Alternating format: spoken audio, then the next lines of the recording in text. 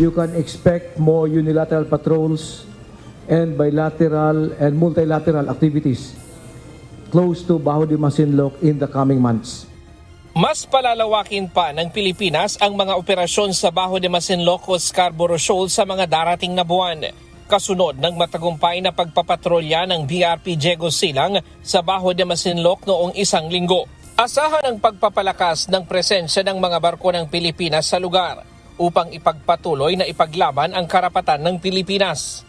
Recently, BRP Diego Silang conducted a unilateral patrol close to Bajo de Masinloc. She was armed with the Arbitral Tribunal ruling of 2016. She was met by 4 PLA Navy warships that were armed with a non-existent claim. The patrol was successfully conducted. You can expect it was conducted in a legal and professional manner. Nagawa ng BRP Diego Silang na makapagpatrolya malapit sa Bajo de Masinloc, pero sinalubong sila ng 4 na warship ng China at nakipagpalitan ng radio challenge.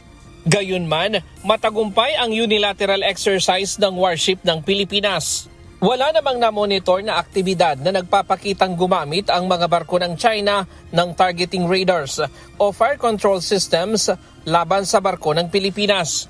Giit ng AFP, patuloy na paiigtingin ng hukbong dagat ang mga unilateral, bilateral at multilateral activities sa Bajo de Masinloc sa mga darating na buwan. Tiniyak din ni Trinidad na may sapat na bilang ng mga sasakyang dagat ang Pilipinas para sa mga operasyon. The ships are allocated to the operational commands, specifically Western Command, Northern Luzon Command, and the recently activated Strategic Defense Command. We have sufficient numbers. They are more capable.